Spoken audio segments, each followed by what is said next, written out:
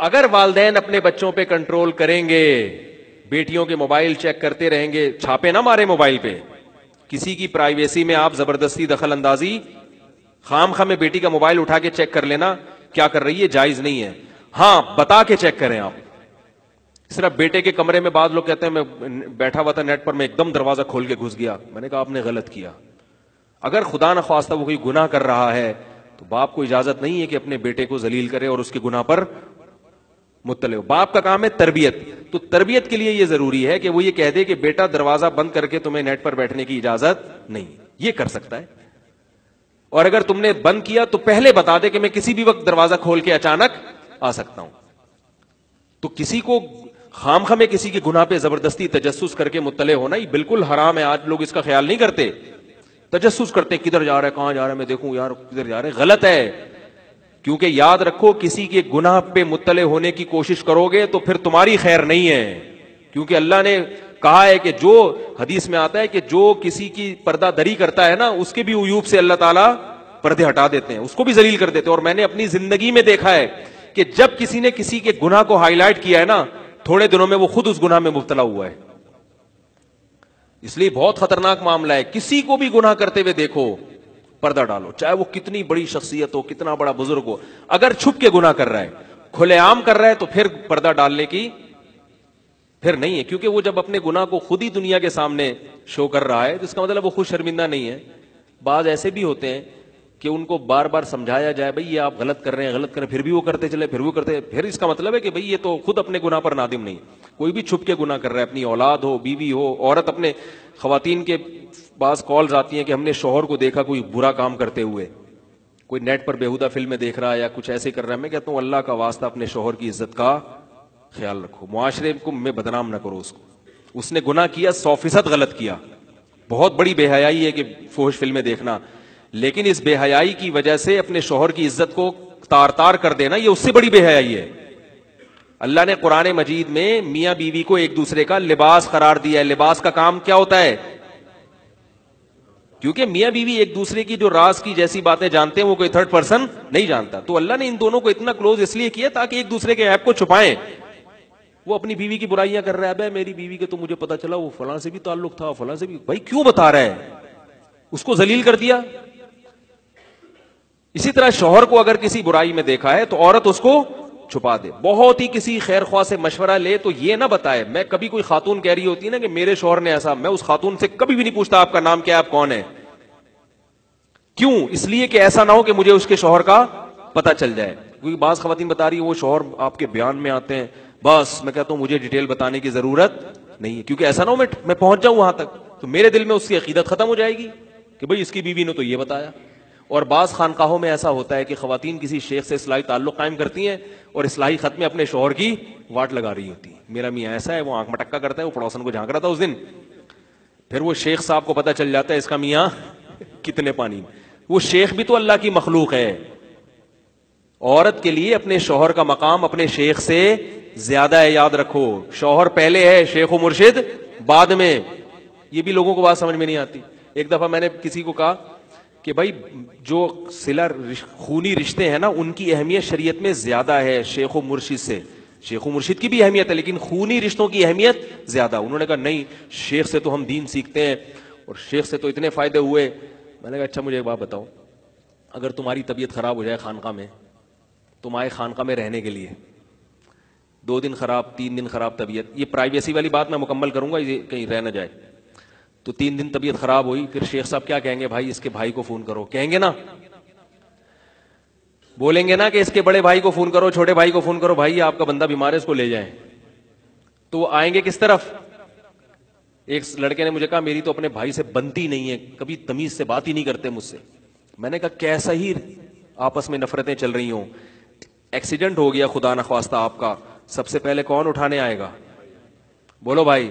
لوگ نمبر دیکھ کے کس کو کال کریں گے؟ بھائی کو. بھائی کا پتہ لگاؤ یار بھائی کون ہے اس. ہاسپٹل میں کون آئے گا؟ میں نے کہا اگر خدا نخواستہ پولیس غلط کیس میں آپ کو اٹھا کے لے جائے، جعلی کیس میں، سب سے زیادہ چھڑوانے کی کوشش کون کرے گا؟ شیخ کرے گا؟ بھائی کرے گا؟ بولتے کیوں نہیں بھائی؟ بھائی کرے گا، چاہے آپس میں بالکل بھی نہ بنتی ہو، بالکل بھی نہ بنتی ہو. اسی لیے قرآن نے کہا وَأُولُو الْأَرْحَامِ بَعْضُهُمْ أَوْلَىٰ بِبَعْضٍ فِي كِتَابِ اللَّهِ. اللہ فرماتے ہیں کہ اللہ کی کتاب میں, قرآن میں رشتہ داروں کا حق سب سے پہلے ہے, سب سے پہلے ہے. تو یہ بات کہاں چاہیے, شیخ پہ بات کہاں سے آ گئی؟ پرائیویسی کی بات کر رہا ہوں کہ عورت کیا کرتی ہے, اپنے شیخ کے سامنے اپنے شوہر کو ذلیل کر دیا, اور اپنی خواتین کے سامنے, دوسری خواتین کے سامنے. اب ہوتا کیا ہے کہ وہ شوہر توبہ کر لی اور میاں بیوی میں دوبارہ محبت ہو گئی, مگر اس کی عزت کا قیامت تک کے لیے جنازہ نکل گیا. کیونکہ انسان کی, اللہ کی عادت کیا ہے کہ 100 دفعہ بھی گناہ کرو نا, 100 دفعہ توبہ کرو, اللہ معاف کر دے گا. کہے گا چل تو نے سچے دل سے توبہ کر دی, بھلا دیا, پچھلا کیا ہے ختم. لیکن مخلوق معاف, مخلوق کہے گی وہی ہے, وہی ہے جو دن پکڑا گیا تھا, وہی ہے, وہی. آپ 100 دفعہ بولو بھائی میں نے توبہ کر لی ہے, کہیں ہے تو وہی نا, بندہ تو وہی ہے نا, مخلوق تھوڑی معاف کرتی ہے. اور پھر میاں بیوی میں عام طور پہ کیا ہوتا ہے کہ وہ کمپرومائز کر لیتے ہیں, سیٹ ہو جاتے ہیں, لیکن خود اس عورت کی عزت کا جنازہ نکل جاتا ہے. کہتے ہیں یہ اس کا تو میاں ایسا ہے. پھر وہ عورت پھر اپنے شوہر کی عزت کی حفاظت کرتی پھر, نہیں میرے میاں بہت اچھے ہیں. کہتے ہیں ہمیں پتا ہے کتنے اچھے ہیں, تو نے خود بتایا تھا. پھر یہ بات جب بچوں کو پتہ چلتی ہے کہ میرا باپ ایسے تھا, بچے پھر سیدھے راستے پہ نہیں چلتے. تو گھروں کے راز عورتیں فاش کر دیتی ہیں, یہ بہت بڑا جرم ہے. تو اگر شوہر کو کسی برائی میں دیکھو, زنا کر رہا ہے یا خدا نخواستہ لڑکیوں سے غلط دوستیاں لگائی ہوئی ہیں, کسی خیرخواہ کو فون کرو, یہ نہ بتاؤ کہ میں کون بات کر رہی ہوں. کسی مفتی صاحب کو فون کرنی ہے اگر مشورے کے لیے, بعض پریشان ہوتی ہیں, تو اگر مجھے بھی فون کرنی ہے, بھائی مجھے اپنا تعارف نہ کروائیں, بلکہ یوں بتائیں کہ بھائی مفتی صاحب ایک مجھے یہ مسئلہ بتائیے کہ ایک خاتون نے, یا یوں کہہ دیں کہ مجھ سے کسی نے پوچھا ہے, کسی خاتون نے, تو وہ خاتون یہ خود ہی ہے جو اپنے آپ سے پوچھ رہی ہیں, تو جھوٹ بھی نہیں ہے, یہ توریہ ہے نا. مفتی صاحب کسی خاتون نے مجھ سے پوچھا ہے کہ انہوں نے اپنے شوہر کو اس حالت میں دیکھا اور کئی بار دیکھا ہے, تو اب آپ بتائیں کیا کرنا چاہیے. تو پھر موسیٰ بتا دیں گے آپ اپنی اس خاتون کو, اپنی فرینڈ کو یہ بتا دیں کہ یہ کرنا چاہیے, اس کنڈی چوڑے کو کیا کرنا چاہیے, وہ تو ہر ایک کے الگ حالات ہے نا. لیکن اس کی عزت کا جنازہ بولو بھائی نہیں نکالو. اسی طرح عورت کے کسی عیب پر مطلع ہو گئے تو پردہ ڈالو. حضرت معاذ رضی اللہ تعالی عنہ نے اپنی بیوی کو صریح زنا کرتے ہوئے دیکھا تھا.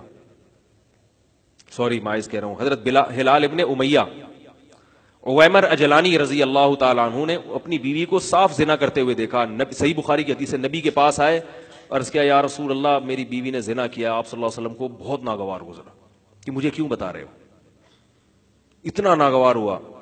علامہ نووی نے لکھا ہے اس پر کہ اس لیے نبی کو ناگوار گزرا کہ اگر دیکھا ہے تم نے تو طلاق دے دو اس کو, یا تو برداشت کرو اگر وہ توبہ کر لیتی ہے, اگر نہیں سمجھ میں آ رہی تو چپکے سے طلاق دے دو. پبلک میں بتانے کی کیا ضرورت ہے, نہیں آ رہی میرا خیال ہے بات. بھائی کوئی بہانہ بنا کے چھوڑ دو کہ بھائی ہماری بنتی نہیں تھی آپس میں اس لیے میں نے چھوڑ دیا. لیکن لوگ بھی نہیں چھوڑتے نا, نہیں کیوں لوگ بھی اگلواتے ہیں, یہ بھی غلط ہے. اگر اس نے چھوڑ دیا ہے تو زیادہ گہرائی میں جانے کی کوشش نہ کرو, بولو بھائی آپس میں نہیں بن رہی ہوگی, کوئی مسئلہ ہوگا.